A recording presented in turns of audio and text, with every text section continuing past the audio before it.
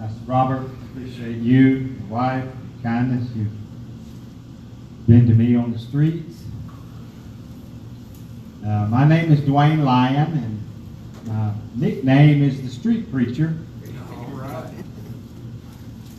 Raised in Jordan, Kentucky, a town of 30 people. I got born again at a vacation Bible school. All right. Went through some teenage years. But every day since I was born again, when I was 10 years old, I thought about God. Every day. Nobody wanted to go drink Jack Daniels with Duane because I'd always end up talking about God. Mama told me, son, I always knowed you was going to be a preacher. I said, why, Mama? She said, you talk different. You play different than other kids. Yes. I do want to say that I'm dust. It's all Jesus. God's been good to me. He's merciful. He's good. I want to talk to you a few minutes, and I want to tell you this up front. I want you to try to put out the busy week you've had or the clock for a few minutes. You've got somebody standing before you that God's put a lot in. I know what I'm talking about. All right. Because He did. Now, I've been on my 3 longest fasts. I went on a 40-day fast, I went on a 52-day fast, and I went on an 80-day fast. In 80 days, without eating a bite of food, drank some liquid. I've been in 70 countries, in every state in the continental U.S.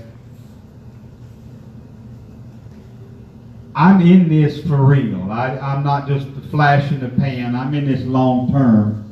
And what I'm going to tell you will encourage you and revolutionize your life. It's real simple, though.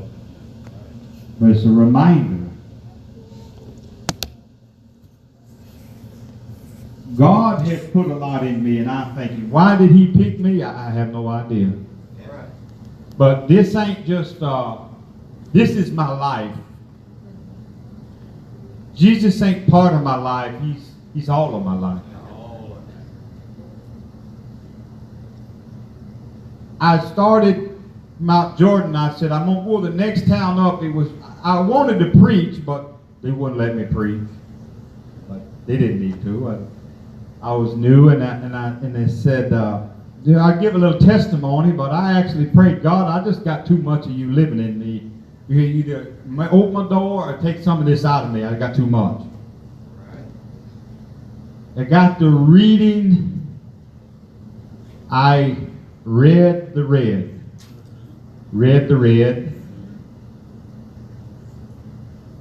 Luke 14:21, the parable of the great supper, King James. So the servant came and showed his Lord these things. Then the master of the house, being angry, said, Thank you, Pastor. You didn't have to. Go out quickly into the streets and the lanes of the city, and bring in hither the poor and the maimed and the halt and the blind.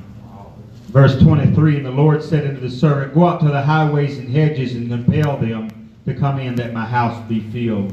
And I looked up the word compelled, constrained, to reach, to teach, to go after, to beg, to crawl, to bawl, to plead. And I got to studying, and I figured something out, that Jesus was a street preacher. Yeah. You don't hear that a lot, but if you look where Jesus was most of the time, it wasn't in the synagogue. Out on the boat, and out in the cornfield, and out in the valley, and up on the mountain, and in the garden, and by the well. That's right. And then I kept studying, and John the Baptist was a street preacher. Yes. Apostle Paul was a street preacher. Yes.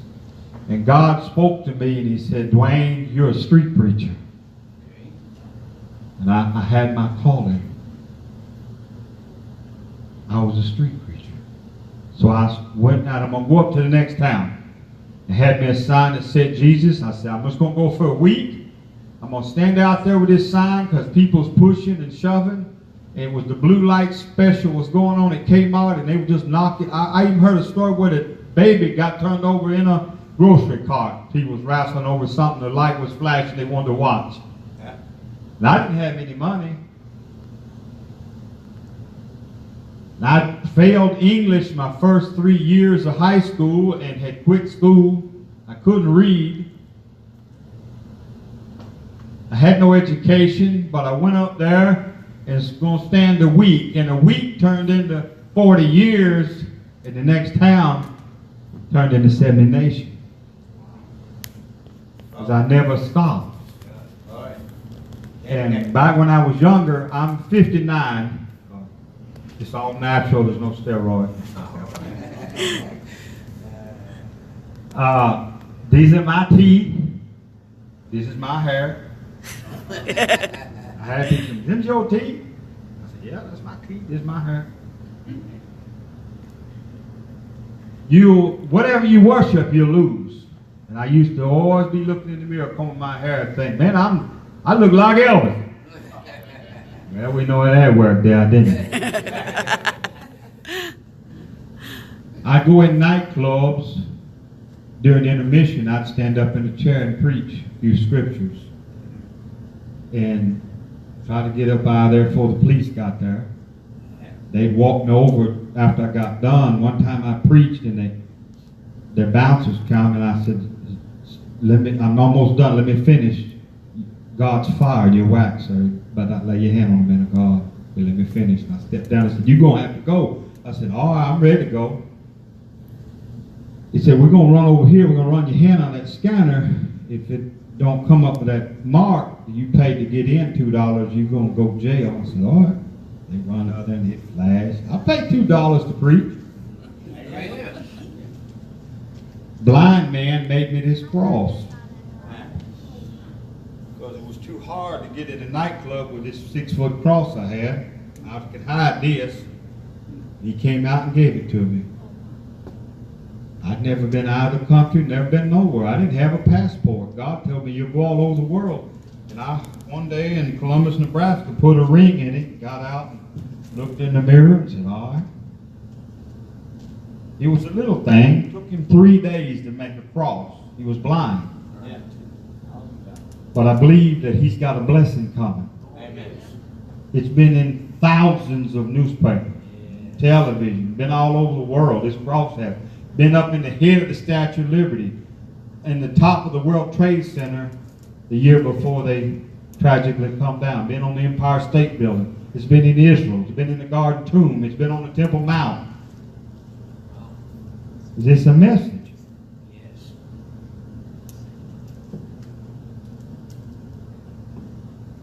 I got back out of North Dakota and the Lord spoke and I said, where do you want me to go? He said, I want you to go to Steele, Missouri. And I counted my money. I had $40. And that's not a lot of money. I spent it all on that long trip. But I didn't try to figure it out.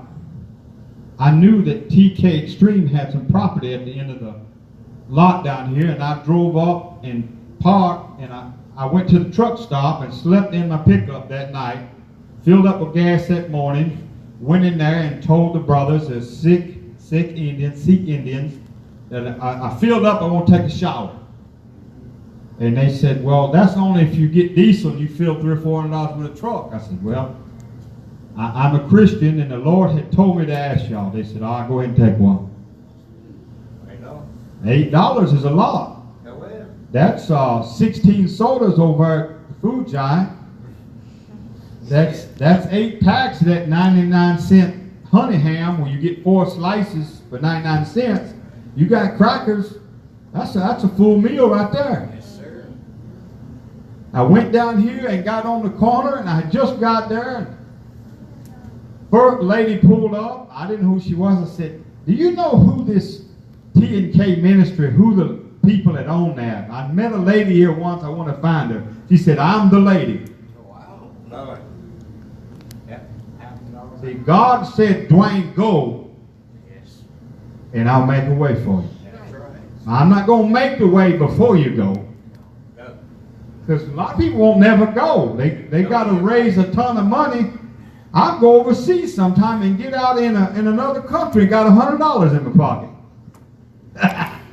I went to Europe, had $1,100, traveled through 18 nations, and come back and had $1,100 in my pocket. Praise the Lord. On the same. And God told me something once that helped me. He said, wherever you go in the church, you're either going to speak, they're going to give you the offering, or they're going to set up a meeting. One time I went to this Church of God, and they had the fella that wrote the magazine for the whole International Church of God. He was the writer for them. I mean, he was really famous, and he was the guest speaker. No one wasn't going to speak. They didn't know if they'd set up a meeting. I sure wasn't going to give me the offering. This fella was world known. He got up there and he really preached, and I helped him, and they got done. The bishop said, that was a really good message. We're really proud of you. Did everybody enjoy that? And they said, yeah. And he said, that was so good, we're going to give the street preacher your offering.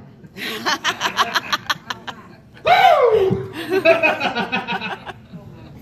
Where God guides, he provides. That's right. And when he sends you, what he orders, he pays for, and what you order, you pay for. I don't want to get off track here. There's some suffering involved here. Brother, bring this up here. I'm going to show you where I took a shower this morning. I'm going to have my shower brought up here. All right. When I got in town, thank you, sir. I walked to the other end of town and went in the lumber company. Said, I need a bucket with a lid. And they said, all right.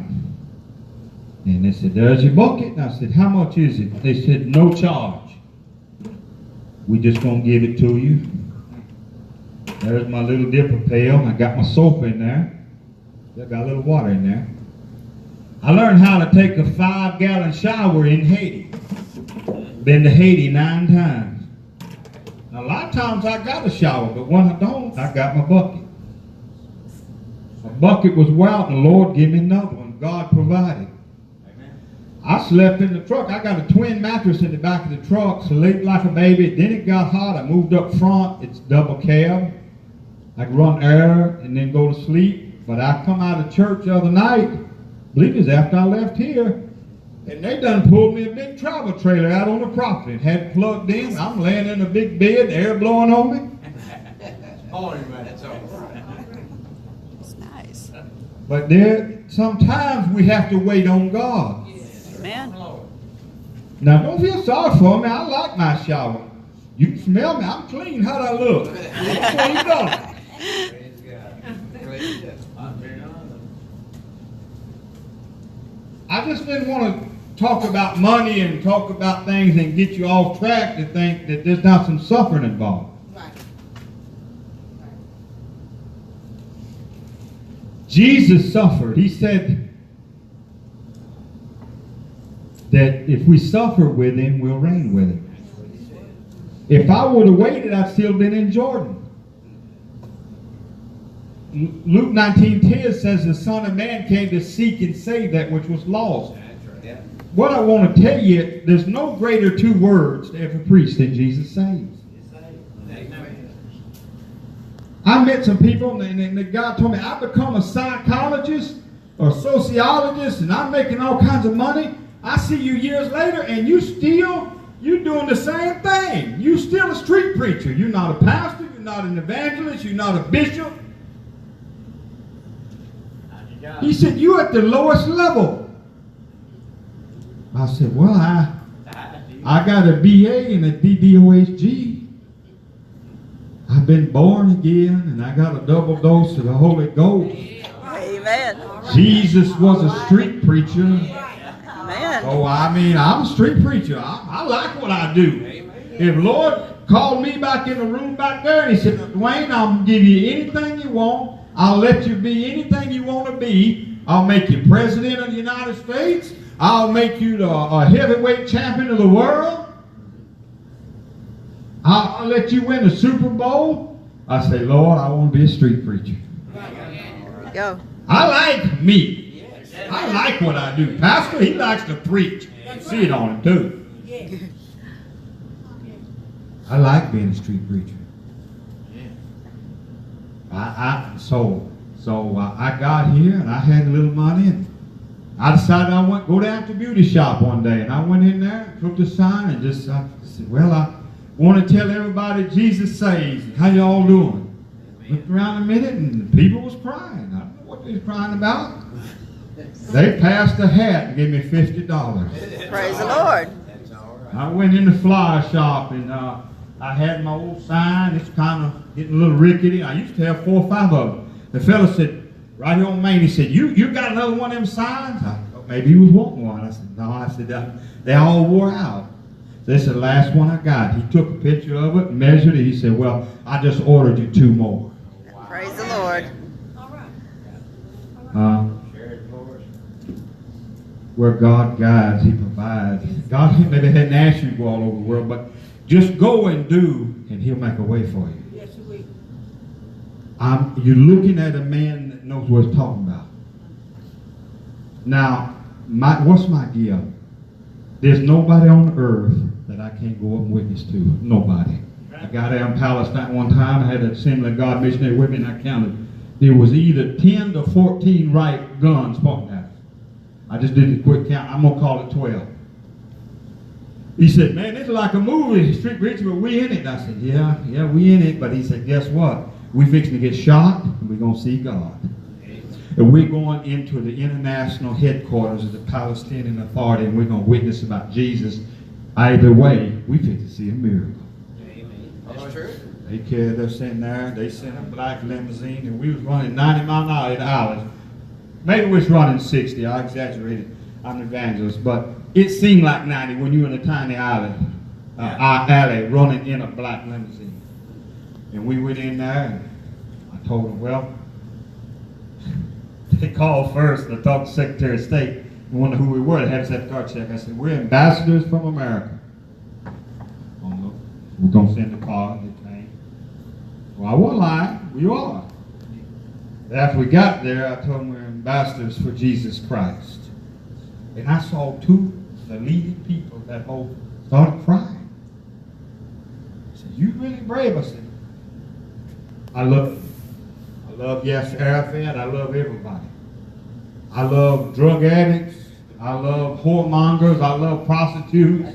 I love homosexuals. I love lesbians. I love the Black Panthers. I love Klan members. I love everybody. Amen. I want everybody to be saved. Amen. I said, sir, we want to match your zeal. You got a lot of zeal in Islam, and I respect you, have differences. I know you believe in Jesus.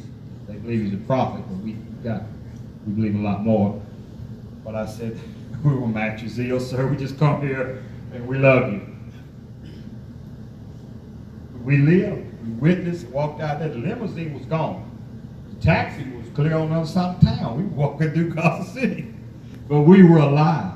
Amen. Got back to the border and they arrested us for abandoning our cab and not paying it. I said, we didn't know where we were. And I pulled that picture out with a signed copy of Yasser Arafat's picture. And they took the handcuffs off. He said, are you going to pay? I said, as soon as he finishes the tour. Got back in there and went again. God will make a way. Yes, He will. Yes, we. I got arrested at an abortion clinic. And somebody told me, there's the doctor. I wasn't chained to the clinic. I didn't trespass. I just had a Bible. I said, there's the doctor. And I read the scripture and I said, sir, I know you think you're doing your job, but you're going to answer for the blood of these children. You're going to answer for your hands.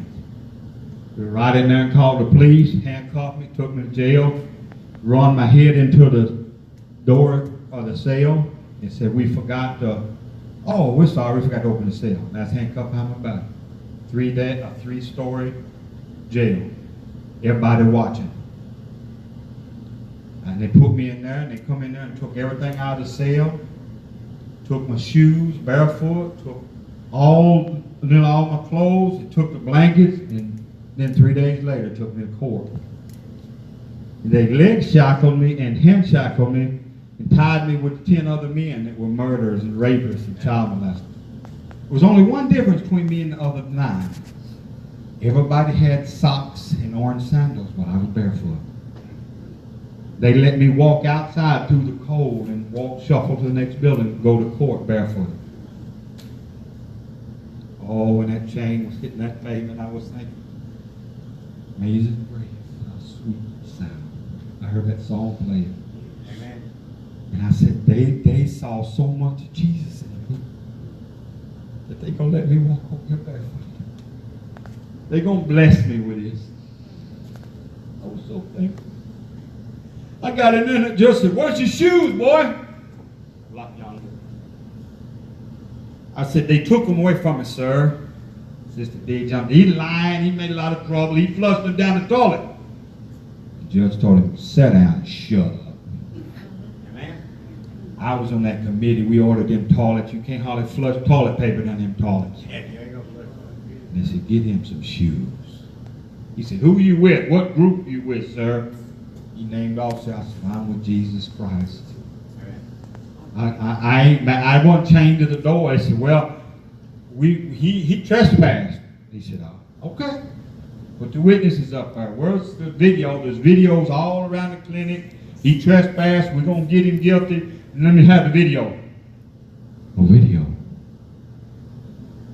Where's the witnesses? They're not here. He talked to me and I said, they're not going to be here. They're not ever going to be here. Because I didn't break no law. I told that doctor from the Bible. They had another doctor over there had me arrested. Cursed me. Named Dr. Tiller. He's dead now. Somebody shot him. I didn't want him shot. God didn't shoot him. But he reaped. Judge told it all out. You're looking at somebody that spent it's been 30 years since somebody walked by me that I hadn't looked in them. I was talking to a young man last night. He was on the phone back in the day, a long time, and somebody wanted a fork. Later I saw him outside. I said, son, I don't care, but that man got mad. I said, you're going to end up losing your job.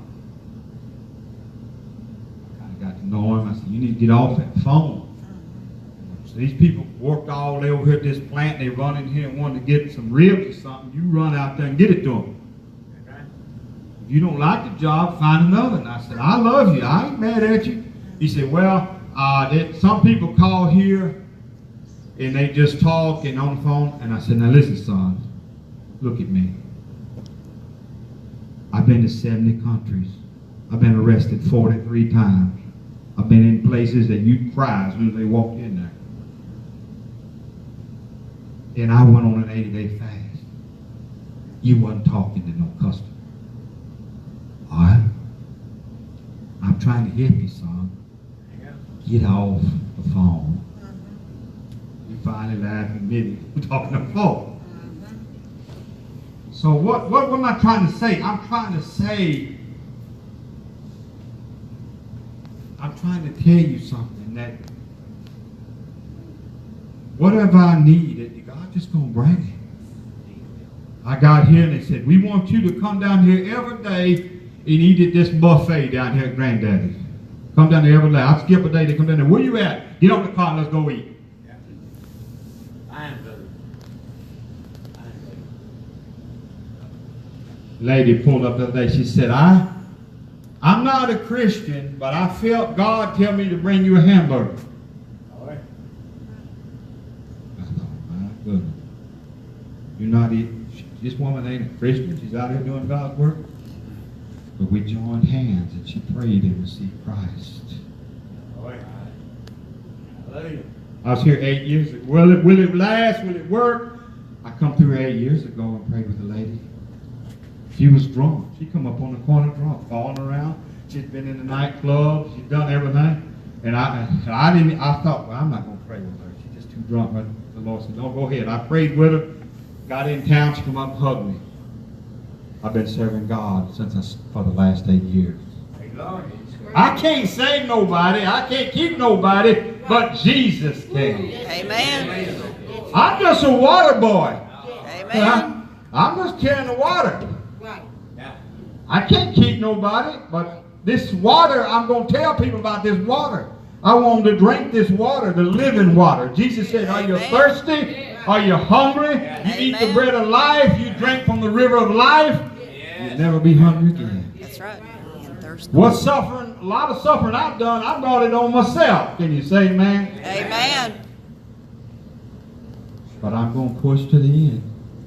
I don't know how much longer the Lord's going to leave me here. I nearly went home a couple of times. I got malaria in Haiti. Years ago, come back, they diagnosed it. You got incurable malaria. You'll never be back on the mission field. You'll never be hot again. I sat in the chair foaming out the mouth, hallucinating. They gave me medicine, my skin, they said it's going to peel off like bark. You're allergic to it. I sat in the chair and prayed. I said, now I prayed, Lord, take me home. I'm done. I'm a street preacher. I can't do nothing else. Went back. Son, I don't want to tell you, but you had malaria, but there's no trace of it in you. Amen. Called a staph infection one time. I had a hole, you could put your finger in my back. Almost killed me. I prayed, Lord, let me live. Let me preach. Had an accident one time and busted my head open. They sewed me up and didn't give me no antibiotics. I was just barely getting started. Didn't even have a passport yet. Went to hospital, my head swelled double. That night, the doctor come in there and sat at the end of my bed and started crying, and he was drunk. When your doctor's sitting on your bed, he's drunk and crying, you got problems, right? Amen. And I had Bibles everywhere, and I had tapes playing. I was learning to read. I would listen to those white cassettes and then read and follow along in the Bible. I was learning to read. I studied later, and they said, for SAT, they said, you got a 3-year college level of reading comprehension. You ain't even been to college, and you got a 6th grade level in math. Can you explain that? I said, well, there ain't much math in the Bible. 12 disciples, 10 commandments. But I said, God is teaching me. Doctor, I said, sir, I told him, I said, sir, listen, it don't bother me, but I don't want you to lose your job. I can smell liquor. I'm afraid if you get in the wrong room visiting folk, you're going to end up getting fired. He said, I just come